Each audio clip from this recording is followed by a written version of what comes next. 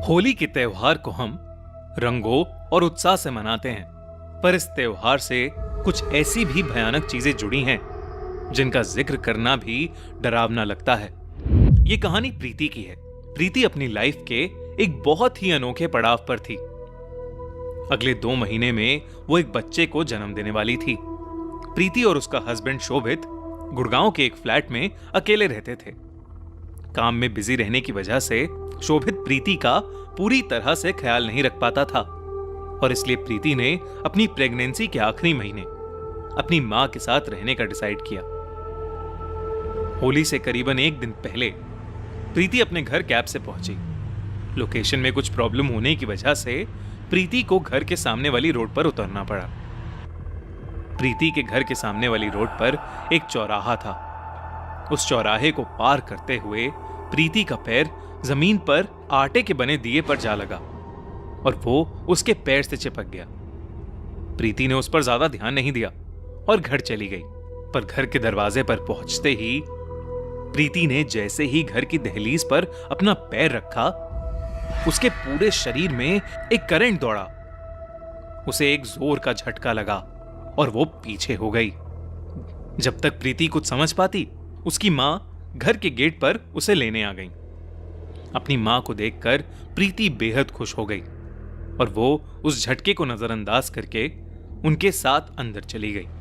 उसी रात को प्रीति वॉशरूम जाने के लिए रात में उठी।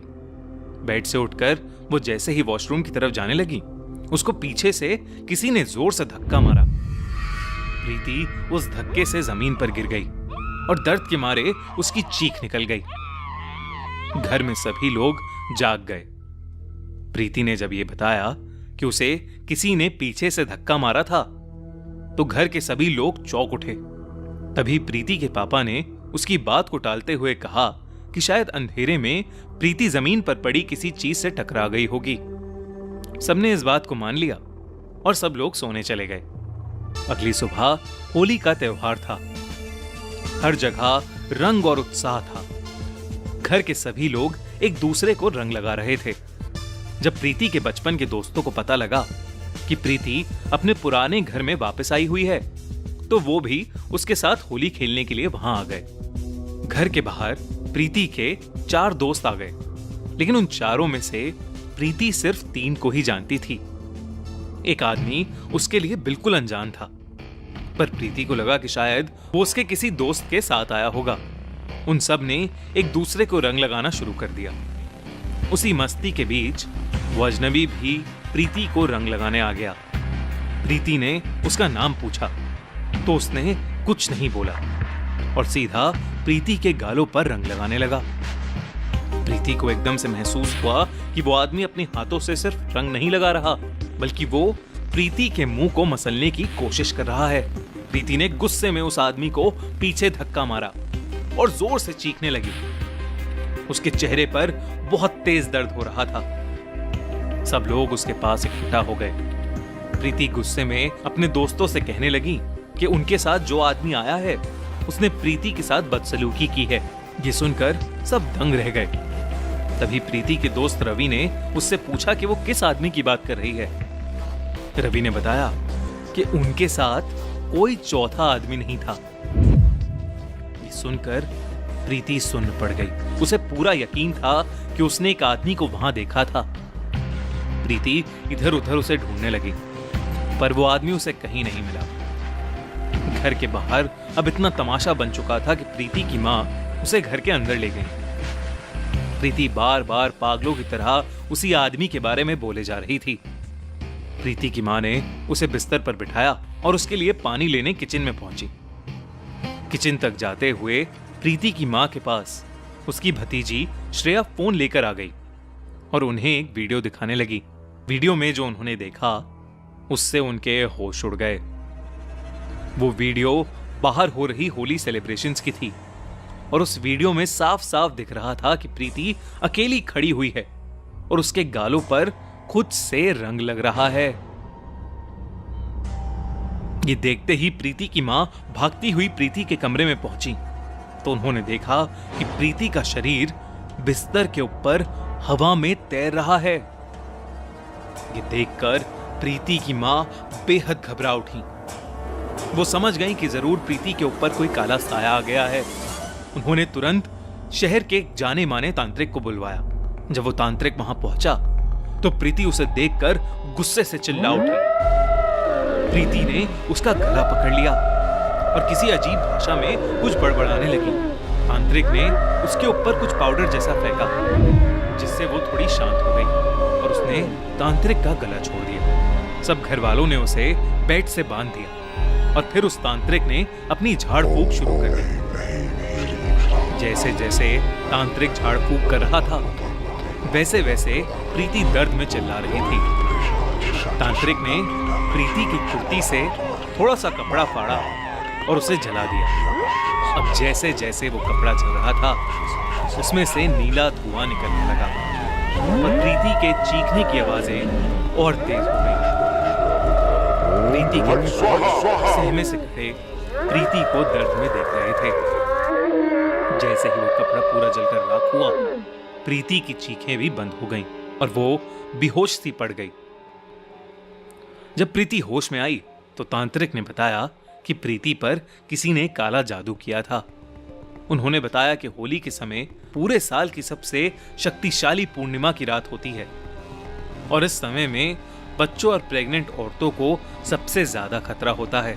ज्यादातर लोग चौराहे पर काला जादू करके सामान रख देते हैं ताकि जब भी किसी का पैर उस सामान पर पड़े, काली आत्माएं उन पर चढ़ जाएं और उन्हीं काली आत्माओं के जरिए वो अपने अधूरे काम करवा पाएं। प्रीति और उसके बच्चे की तो जान बच गई, पर प्रीति के दिमाग से ये खौफनाक किस्सा शायद ही कभी मिट पाए। इसलिए दोस्तों, त्योहारों के समय चलते वक्त पैर कहां पड़ रहा है, इसका ध्यान जरूर रखना। इंडिया में होली एक खुशियों का त्योहार है, जहां सब लोग अपने दोस्तों और रिश्तेदारों को रंग लगाकर एक दूसरे की खुशियां सेलिब्रेट करते हैं। लेकिन इंडिया में एक ऐसी जगह है जहां पिछले 100 सालों से लोगों ने होली नहीं मनाई है। यह कहानी झारखंड में बसे दुर्गापुर गांव की है। कहते हैं 100 साल पहले यहां दुर्गा प्रसाद नाम का एक राजा शासन करता था। राजा को होली का त्योहार बहुत पसंद था, पर एक रोज होली के दिन उनके बेटे की मौत हो गई। तब से वो राजा पागल हो गया और पूरे गांव भर में होली मनाने पर रोक लगा दी। कुछ ही सालों बाद उस राजा ने होली के दिन ही खुद को मार डाला और इस गांव की परिस्थितियां और बिगड़ गईं। उस साल सूखा पड़ गया और कई लोग भूखमरी से मर गए। तब से गांव के लोग होली का दिन उस गांव के लिए अशुभ मानते हैं और कभी होली नहीं मनाते। और तो और ये भी कहा जाता है कि उस गांव में आज तक उस राजा का भूत भटकता है, जो होली के दिन लोगों को बहुत सताता है। गांव के लोग इस डर से सहमे हुए रहते हैं कि अगर उन्होंने राजा का कहा नहीं माना तो उनका भूत आके उन लोगों की जिंदगी नरक बना देगा। कई साल पहले जब एक आदमी जो गांव में नया नया आया था, उसने गांव वालों की बात नहीं सुनी और होली मनाने निकल पड़ा, जिसके बाद वो उस गांव में कभी नहीं दिखा। कहते हैं उस राजा के भूत ने उसे खाई में धक्का देकर मार डाला। उसके बाद से उस गांव में होली ना मनाए जाने की परंपरा बन गई है, जो आज तक चलती आ रही है। आज भी होली आते ही इस गांव में सन्नाटा छा जाता है, जैसे किसी का मातम हो। अर्नव, ऋषि और आकाश बहुत अच्छे दोस्त थे। तीनों सेम कॉलेज में पढ़ते थे और कॉलेज से उन्होंने एक ट्रिप प्लान की थी। होली के चलते उन्हें कॉलेज से एक हफ्ते की छुट्टी मिली थी, तो ऋषि ने आगरा जाकर होली मनाने का आइडिया दिया। तीनों ही उस आइडिया को लेकर बहुत एक्साइटेड हो गए और होली मनाने के लिए आगरा के लिए निकल गए। आगरा में अक्सर होली का त्योहार बहुत ही जोरों शोरों से मनाया जाता है। होली का त्योहार एक पूरे जलसे की तरह होता है। अर्नव, ऋषि और आकाश होली से एक दिन पहले आगरा पहुंचे और अगली ही सुबह सफेद कुर्ता पहनकर होली सेलिब्रेट करने आगरा की गलियों में निकल गए। तीनों ने पूरा दिन बहुत एंजॉय किया। होली खेलते खेलते उन्होंने ठंडाई समझकर काफी सारी भांग पी ली। पूरा दिन रंगों से खेलने के बाद अब सूरज ढलने लगा था और तीनों ही बहुत बुरी तरह थक चुके थे। अर्नव, ऋषि और आकाश अब अपने होटल की तरफ वापस जाने लगे थे, पर कहीं ना कहीं वो तीनों ही भांग के नशे में थे, जिसकी वजह से वो वापस जाने का रास्ता भटक गए थे। अर्नव के कहने पर उन्होंने चलते हुए एक नया रास्ता ले लिया, और उनमें से कोई नहीं जानता था कि उनकी ये गलती उन्हें कितनी भारी पड़ने वाली है। जहां आगरा की हर गली में शोर शराबा था, वहीं वो नया रास्ता काफी सुनसान सा था। वो तीनों बस उस पर चलते जा रहे थे। चलते चलते उन्हें अपनी दाईं ओर एक पुराना सा खंडर हुआ किला दिखा। वो उसके सामने से निकल ही रहे थे कि तभी उन्हें खंडर के अंदर से कुछ अजीब सी आवाजें आने लगी। ऋषि ने ध्यान से सुना तो वो शोर असल में लोगों के हंसने खेलने का था। उस खंडर से ऐसी आवाजें सुनकर उन तीनों को काफी अजीब तो लगा, पर वो तीनों ही देखना चाहते थे कि आखिर अंदर क्या हो रहा था। वो तीनों उस खंडर की दीवार के पास जाकर खड़े हो गए। वो दीवार एक जगह से थोड़ी सी टूटी हुई थी और अर्नव ने वहां से अंदर देखा तो उसके होश ही उड़ गए। उस खंडर के अंदर 50 से भी ज्यादा लोग आपस में होली खेल रहे थे।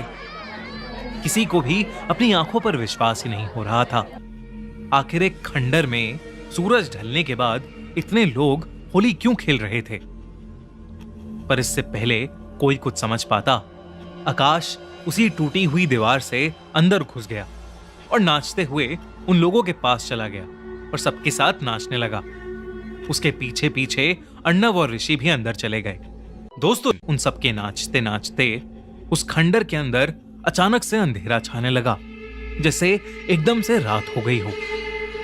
वहीं ऋषि का पैर नाचते हुए फिसल गया और वो एक औरत से टकरा गया। ऋषि ने तुरंत ही माफी मांगी, पर वो औरत बस खड़ी होकर ऋषि को घूरने लगी और देखते ही देखते सभी नाचते हुए लोग वहीं रुक गए और सिर्फ ऋषि, आकाश और अर्नव को घूरने लगे। उस खंडर का माहौल अब बहुत भयानक सा हो गया था। इससे पहले कि उन तीनों में से कोई कुछ कर पाता, उस औरत का चेहरा बदलने लगा, बल्कि वहां खड़े सभी लोगों का चेहरा बदलने लगा और नीला पड़ने लगा। तभी ऋषि के सामने खड़ी उस औरत की आंखें सफेद हो गईं। ये सब देखकर उन तीनों दोस्तों की रूह कांप गई। आकाश और अर्नव सीधा वहां से भागने लगे, पर ऋषि अपनी जगह पर ही रुका हुआ था। वो उस औरत को सुन्न होकर देखे जा रहा था। ऐसा लग रहा था कि जैसे ऋषि एक पुतला बन गया हो। आकाश ने उसे वहां से खींचने की कोशिश की, पर ऋषि मानो वहीं पर जम गया था। आकाश ने उसे और जोर से खींचा और जो उसने देखा, उसे देख उसका दिल दहल गया। ऋषि की आंखें भी सफेद पड़ने लगी थीं। ये देखते ही आकाश ने ऋषि का हाथ छोड़ा और वहां से भागने लगा। आकाश और अर्नव दोनों को कुछ भी समझ नहीं आ रहा था। वो जहां भी नजर डाल रहे थे, वहां वो नीले पड़े लोग उन्हें भयानक सफेद आंखों से देख रहे थे। वो बस कुछ भी करके उस खंडर से बाहर निकलना चाहते थे। ऋषि अब भी वहीं एक पुतले की तरह खड़ा था। अर्नव ने देखा कि जिस दीवार से वो अंदर आए थे, वहीं बाहर जाने का एक लौता रास्ता था, तो वो उसकी तरफ जाने का रास्ता ढूंढने लगा। तभी कुछ ऐसा हुआ जिससे अर्नव और आकाश की सांसें जम सी गईं। वहां पर खड़े सभी लोगों की हड्डियां चटकने लगीं और वो धीरे धीरे अर्नव और आकाश की तरफ बढ़ने लगे। उन दोनों की जान सूख चुकी थी। उन्हें लगने लगा था कि उनके साथ कुछ बहुत ही बुरा होने वाला था, पर तभी अर्नव और आकाश ने मिलकर ऋषि को वहां से खींचा और उसे अपने कंधे पर उठाकर वो दोनों उसी दीवार की तरफ भागने लगे जहां से वो तीनों अंदर आए थे। बिना कुछ सोचे वो बस उस दीवार की तरफ भागते गए और उस किले से बाहर कूद गए। किले से बाहर निकलते ही ऋषि की आंखें पहले जैसी नॉर्मल हो गईं और वो वहीं पर बेहोश हो गया। इससे पहले कि वो कुछ समझ पाते, उस खंडर से आग की लपटें निकलने लगीं और उस किले के अंदर मौजूद सभी लोग आग में जलने लगे। वो भयानक नजारा अर्नव और आकाश से देखा भी नहीं जा रहा था। पहले तो उन्हें लगा कि ये सब जो उनके साथ घटा वो कुछ नहीं बल्कि भांग का नशा था। लेकिन वो दोनों जैसे तैसे ऋषि को उठाकर जब अपने होटल तक पहुंचे और वहां के मैनेजर को उन्होंने सब कुछ बताया तो मैनेजर की बात सुनकर वो लोग दंग रह गए।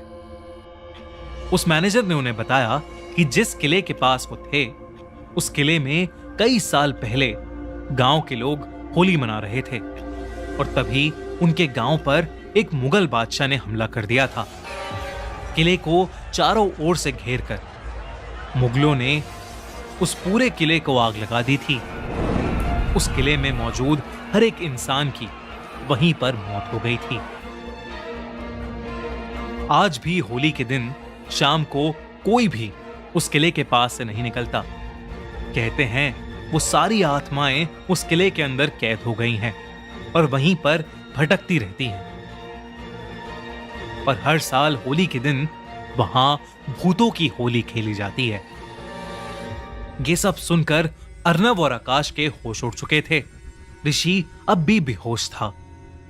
होटल के मैनेजर ने उसे दिलासा दिया कि अब वो तीनों बिल्कुल सुरक्षित हैं। सुबह होते ही अर्नव, ऋषि और आकाश तुरंत ही आगरा से निकल गए। ऋषि को उस दिन के बारे में ज्यादा कुछ याद तो नहीं है, पर अर्नव और आकाश उस दिन को शायद ही कभी भूल पाएंगे। वैसे तो इंडिया में हर फेस्टिवल ही स्पेशल होता है, मगर रंगों का त्योहार होली सभी के लिए थोड़ा एक्स्ट्रा स्पेशल होता है। तरह तरह की मिठाइयां, ढेर सारे रंग और खूब सारी मस्ती। मगर 12 साल के रोहन के लिए उसका फेवरेट होली का त्योहार इतना भयानक बन जाएगा उसने कभी नहीं सोचा था।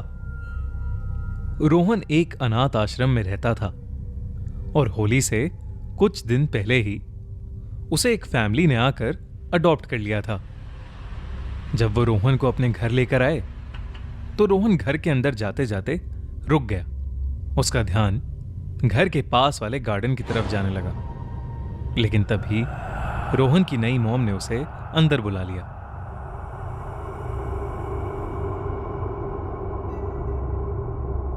वो फैमिली रोहन का बहुत अच्छे से ध्यान रखने लगी। सभी उसे बहुत प्यार करते थे, मगर सबसे ज्यादा रोहन को उसकी दादी प्यार करती थीं। मगर उस घर में एक अजीब सी बात थी। रोहन पूरे घर में फ्री होकर घूम सकता था, पर उसे सेकंड फ्लोर पर जाने की परमिशन नहीं थी। रोहन अक्सर सेकंड फ्लोर की तरफ ही देखता रहता, लेकिन जब भी वो ऊपर आने की कोशिश करता उसकी दादी उसे आकर रोक लेती। होली से एक रात पहले जब रोहन अपने कमरे में जा रहा था तब वो अचानक ही स्टेयरकेस के पास रुका और सेकंड फ्लोर की तरफ देखने लगा। घर में सब सो चुके थे और इसलिए वो चुपके से सेकंड फ्लोर पर चला गया। उस फ्लोर पर एक कमरा था जिसके दरवाजे पर एक लाल रंग का ताला लगा हुआ था। रोहन ने जैसे ही उस ताले को तोड़ने की कोशिश की तभी उस दरवाजे पर किसी ने अंदर से नॉक किया। उसके बाद जो उसने देखा उसके होश उड़ गए। उसके पास में एक बच्चा खड़ा था। उस बच्चे का नीला रंग था और आंखें पूरी तरह सफेद थीं। वो रोहन को देखकर जोर से चिल्लाया और रोहन के अंदर घुस गया। रोहन वहीं बुरी तरह तड़पने लगा और उसे अजीब से दौरे पड़ने लगे और तभी उसकी आवाज सुनकर उसके मम्मी पापा ऊपर आ गए। उन्होंने उसे उठाकर उसके कमरे में सुला दिया। अगली सुबह होली थी, मगर रोहन का शरीर बुरी तरह बुखार में तप रहा था। रोहन की दादी काढ़ा बनाकर जैसे ही उसके कमरे में गई वैसे ही रोहन नींद से उठ गया और उन्हें देखकर जोर से चिल्लाने लगा। उसका मुंह उस लड़के की तरह नीला पड़ने लगा और उसकी आंखें सफेद हो गईं तभी उसकी दादी डर कर सेकंड फ्लोर की तरफ भागी और वो देखकर हैरान हो गईं कि ऊपर वाले कमरे का दरवाजा खुला हुआ है। रोहन भी अजीब सी आवाजें निकालते हुए दादी के पीछे पीछे ऊपर चला गया। रोहन की आवाजें सुनकर उसके मॉम और डैड ऊपर आए, पर जो उन्होंने देखा वो देखकर वो सुन पड़ गए। रोहन जमीन पर गिरा पड़ा था और उसे दौरे पड़ रहे थे और रोहन के बगल में रोहन की दादी मरी पड़ी थी। रोहन के मॉम डैड को कुछ समझ नहीं आया कि सेकंड फ्लोर पर आखिर क्या हुआ है। जब कुछ देर बाद रोहन अपने सेंसेस में वापस आया, उसने सबको बताया कि उसे उनके घर में एक बच्चे की आत्मा दिखती थी। सबसे पहले दिन जब वो घर आया था तो वो उसे गार्डन में दिखा और फिर अक्सर सेकंड फ्लोर पर दिखता था। वो बच्चा बार बार रोहन को ऊपर खेलने के लिए बुलाता था। कल रात भी वो उससे बात करने के लिए उसके शरीर में घुसा और उसने बताया कि उसकी दादी शैतान की पूजा करती थी और उन्होंने उसको होली के दिन मार डाला था और वो अब रोहन के जरिए अपना बदला लेने आया है। ये सब सुनकर रोहन के मम्मी पापा शॉक्ड थे, क्योंकि वो बच्चा जिसकी रोहन बात कर रहा था वो और कोई नहीं बल्कि रोहन के मम्मी पापा का पहला बेटा था,